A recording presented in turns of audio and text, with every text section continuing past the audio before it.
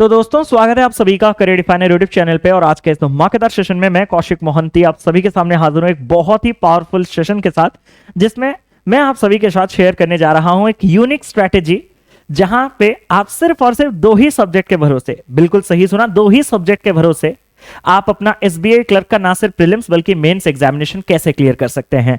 और ये एक बहुत ही प्रूवन स्ट्रेटेजी है और इसको मैं फैक्ट्स और फिगर्स के साथ, पूरे प्रूफ के साथ यहां पे रखने जा रहा हूं।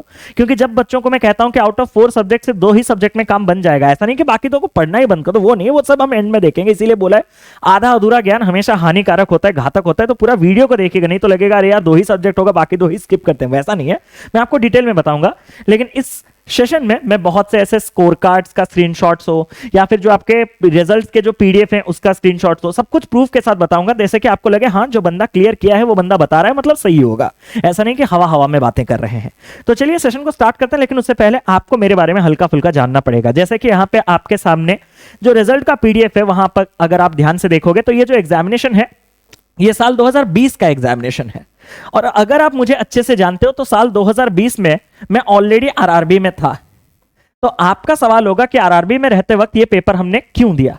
2 चीजें हैं। सबसे पहले बच्चों को ये लगता है कि हम जो सेल्फ गिवन एनालिसिस अभी आपका दे रहे हैं ना, जैसे कि हर एग्जामिनेशन में मैं खुद आके एग्जामिनेशन में बैठता हूं और उसका मेरा जो सेल्फ गिवन एग्जाम एनालिसिस है वो आपको दिखाता हूं, एक्सपीरियंस शेयर करता हूं, वो यूट्यूब के बाद से स्टार्ट हुआ है। तो आप बिल्कुल गलत हो।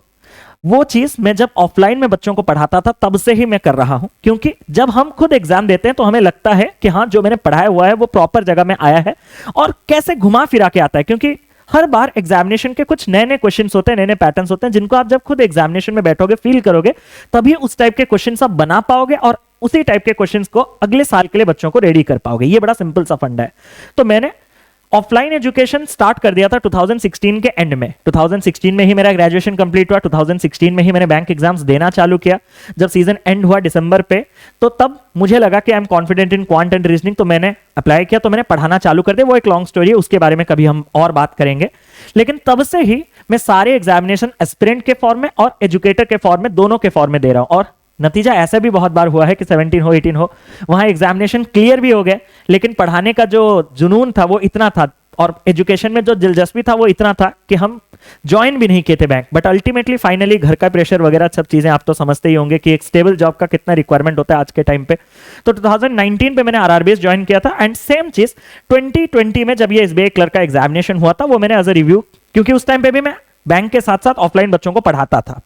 तो 2020 में जब ये मैंने एनालिसिस के लिए वीडियो दिया था, वो प्रीलिम्स जब आपका एग्जामिनेशन हुआ, आप अगर प्रीलिम्स का एग्जामिनेशन देखेंगे, ये प्रीलिम्स का स्कोर कार्ड है। और ये प्रीलिम्स का स्कोर कार्ड जो है वो मैंने यूट्यूब पे शेयर किया था, क्योंकि ये फेब और मार्च में कंडक्ट हुआ था एग्जाम, और मैंने यूट्यूब चैनल स्टार्ट किया था 2020 में, अप्रैल में मेरे ख्याल से। तो मेरे ये पेपर का जो रिजल्ट जब आया तब मेरा यूट्यूब चैनल था, तो मैंने सोचा कि ऑफलाइन के साथ साथ ऑनलाइन बच्चों के साथ भी अपने एग्जामिनेशन का एक्सपीरियंस शेयर कर दूं। तो यहां आप अगर आप डिटेल में देखोगे तो ये मेरा नाम वगैरह सब कुछ तो है। तो यहां जो आपका कट ऑफ गया था जनरल का वो था 68.25 और मैंने जो स्कोर किया था वो था 75। इसमें कुछ फर्क नहीं पड़ेगा, क्योंकि अगर आप सिर्फ केवल 2 ही सब्जेक्ट के भरोसे जाओगे तो 70 मार्क तक मैक्सिमम पहुंचोगे क्वांट रीजनिंग, 5 मार्क इंग्लिश, ऐसा हो सकता है। कैसे मैंने तीनों का हेल्प लिया होगा। तो मैं प्रीलिम्स की बात नहीं कर रहा हूं, मैंने जो 2 सब्जेक्ट वाला स्ट्रेटेजी का वो मेंस में काम आएगा। कैसे? जब मैं मेंस एग्जामिनेशन का एनालिसिस करने के लिए गया, प्रीलिम्स क्लियर हुआ, मेंस एग्जामिनेशन जब आपका 31 अक्टूबर और 7 नवंबर 2020 में कंडक्ट किया गया था, तो मैंने मेंस का एग्जाम दिया। अगर मैं एनालिसिस जाऊं तो आप अगर मेरे साथ पास्ट में एसोसिएट हैं तो आपको पता है मैं सिर्फ और सिर्फ क्वांट देता हूं, और अगर कभी मन के बोर हुआ तो कभी कभार रीजनिंग के एक आध क्वेश्चंस कर लेता हूं। तो उसी प्रकार से मैंने यहां पे सिर्फ और सिर्फ क्वांट और रीजनिंग ही किया था, क्योंकि स्टार्टिंग पे आप अगर याद हो तो उस टाइम पे मैं रीजनिंग के वीडियोस भी यूट्यूब पे बनाता हूं, कंप्लीट वीडियोस, जैसे आपका एरिथमेटिक क्वांट का कंप्लीट है ना, रीजनिंग के भी कंप्लीट चैप्टर से आप कभी सर्च करके देखिएगा, उसमें भी जबरदस्त व्यूज हैं। तो वहां पे जब मैंने क्वांट और रीजनिंग दिया था, सिर्फ उन्हीं 2 सब्जेक्ट, अगर आपको दिख नहीं रहा हो तो मैं आपको दिखा देता हूं। ये सारे वीडियोस भी पड़े हुए हैं, इन सारे वीडियोस का लिंक भी मैं नीचे लगा दूंगा, क्योंकि ये जो ब्लर आ रहे हैं वो वीडियोस में से ही मैं कल स्क्रीनशॉट लेके आज ये वीडियो बना रहा हूं। ठीक है, तो इन वीडियोस का भी लिंक मैं आपको डिस्क्रिप्शन पे दूंगा, आप आराम से जेन्युइनिटी चेक कर सकते हो। रोल नंबर, रजिस्ट्रेशन नंबर डाल के ही मैं हमेशा दिखाता हूं। 87.25 मैंने स्कोर किया। सर पकड़ा गया। मैंने कहा क्या हुआ? हमने कट ऑफ देख लिया सर, जनरल कैटेगरी को आप 87.5। आप कैसे बोल सकते हो? इतना बड़ा झूठ इतने बड़े प्लेटफॉर्म पे? नहीं यार, यहां पे तो सॉरी भी लिखा है, sorry you could not find place in the provisional selection list. मुझे उससे कोई प्रॉब्लम भी नहीं था, मैं तो रिव्यू के लिए गया था, 2 ही सब्जेक्ट में मैंने खींच लिया मार्क। फिर जब इसका फर्स्ट वेटिंग लिस्ट आया कि जो एग्जामिनेशन आपके 30 फर्स्ट 10th और 7-11 को 2020 में कंडक्ट किया गया था, release of first wait list against non joining and resignation, roll numbers of candidate selected provisionally waiting list, उस रजिस्ट्रेशन उसमें जब आप रोल नंबर देखोगे तो ये हमारा रोल नंबर है। मैं आपको जूम करके दिखा देता हूं। 16 अरे यार घूम ऐसे कैसे घूम जाओगे, 169101803 और ये जब आप हमारे मेंस वाला रजिस्ट्रेशन नंबर देखोगे तो मेंस वाला रजिस्ट्रेशन नंबर रोल नंबर कहां है, ये रहा आपका मेंस वाला रोल नंबर जो कि आपको क्लीन दिख रहा है कितना 169101803। I hope it is clear. तो मतलब यहां से मैं कहना चाहता हूं कि भले ही डायरेक्ट एग्जाम में ना हो, वैसे भी मेरा क्लियर करने का कोई मोटो नहीं था सिर्फ, और उसके बाद से ना अभी मुझे पता है आपका कमेंट क्या आएगा, सीट खाएगा, इसीलिए उसके लिए भी मैं रेडी हूं क्या।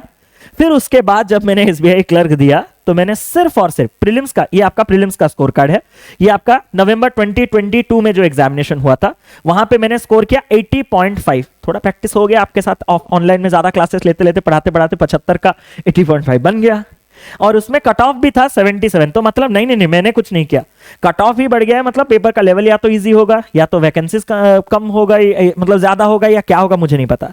77 कट ऑफ भी बढ़ा, मेरे स्कोर्स भी बढ़े 80.5।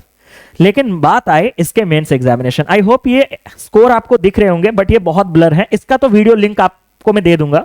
यहां पे आप जब मार्क्स कोड देखोगे तो मैंने ओनली 37 मार्क्स, ये दिख नहीं रहा है, कुछ नहीं दिख रहा ना 37, बट अगर दिख रहा होगा तो एडजस्ट कर लीजिएगा, नहीं तो इसका वीडियो लिंक में दे दूंगा। ये सिर्फ और सिर्फ मैंने क्वांट में किए हैं।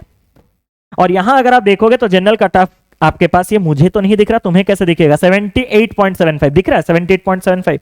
अगर केवल 37 क्वांट में लाया जा सकता है, अगर आपके रीजनिंग में भी अच्छा खासा स्ट्रेंथ है तो उसमें भी अगर आप 37 ले लो तो 74 मार्क्स तो लगभग आपके सिर्फ और सिर्फ 2 ही सब्जेक्ट से बन गए। अब आप समझे स्ट्रैटेजी का मतलब, सिर्फ 2 ही सब्जेक्ट से आपके 74 और बाकी के जो 4.75 के मार्क्स हैं वो तो आप बाकी 2 सब्जेक्ट से कुछ भी ले सकते हो।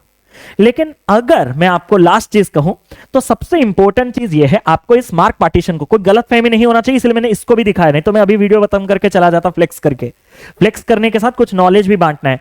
प्रीलिम्स के बारे में तो मत ही सोचो, जिस पेपर में 77 का कट ऑफ है उसमें 2 में अगर आप 70 भी रख दोगे ना तो बाकी के बिना आपका नहीं होगा, तो वो तो मिथ ही है, अगर कोई बोल रहा है तो झूठ बोल रहा है। Let us discuss about the mains examination. Mains में इन दोनों का वेटेज थोड़ा कम है, 40 50 90, और इन दोनों का वेटेज अगर मैं ग्रुप करूं तो 110। तो अगर आपका ये पेयर बहुत स्ट्रांग है ना, अगर आपका ये पेयर बहुत स्ट्रांग है ना तो आप इन्हीं दोनों से तो पेपर निकाल सकते हो, बट थोड़ा अगर 19-20 हो गया, पेपर का लेवल बढ़ गया या कम हो गया, तो इनमें से कोई भी एक अगर आपका एवरेज है, एवरेज, दूसरा अगर आप छोड़ भी दो चलेगा, अगर ये एवरेज है तो दूसरा छोड़ भी दो चलेगा। बट यहां पे हम परमुटेशन कॉम्बिनेशन देख रहे हैं, आप कोई भी कॉम्बिनेशन ले लो, अगर आप लीस्ट वाले कॉम्बिनेशन भी देखोगे ना 40 50 90, लेकिन हाँ इन दोनों के भरोसे मत जाना।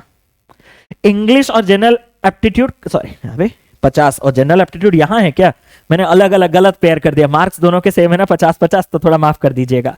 मैं पहले जो 110 कह रहा था मैं इनको कह रहा था, क्वांट और रीजनिंग, और जो 90 कह रहा था वो मैं इनको कह रहा था। बट अगर आप इस 90 पे ज्यादा रिलाय करोगे, सर यहां पे भी तो अच्छा खासा स्कोर है 90 मार्क्स, यहां से अगर खींच ले तो ये जो सेक्शन है ये आपने देखा है पिछले हर साल अपना रंग बदलता रहता है, तो इसको गारंटी लेके आप कभी नहीं जा सकते। तो आप इसको ना या तो एवरेज के सेक्शन पे रखो या तो बिलो के सेक्शन पे रखो, मुझे चलेगा, और बाकी 3 में कोई 2, भाई जनरल इंग्लिश है तो हाँ मुझे लगा फिर गलत कर दिया, बाकी इनमें से कोई 2 को आप अपने स्ट्रेंथ में कन्वर्ट कर दो, ये पेपर कैसे नहीं निकलेगा मैं भी देखूंगा।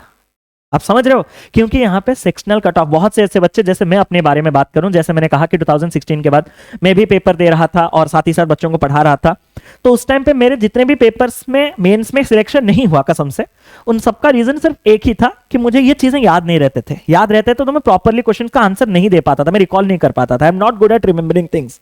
तो जो मेरे टाइप के स्टूडेंट्स हैं जो जनरल अवेयरनेस रट नहीं पाते, भूल जाते हैं, उनके लिए एग्जामिनेशन क्लियर करना बहुत आसान होगा अगर आप बाकी तीनों में किसी 2 को अपना स्ट्रेंथ बना दोगे तो।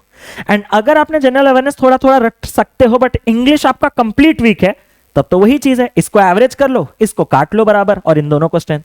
बट आपको किसी दो पे तो स्ट्रेंथ रखना ही रखना पड़ेगा।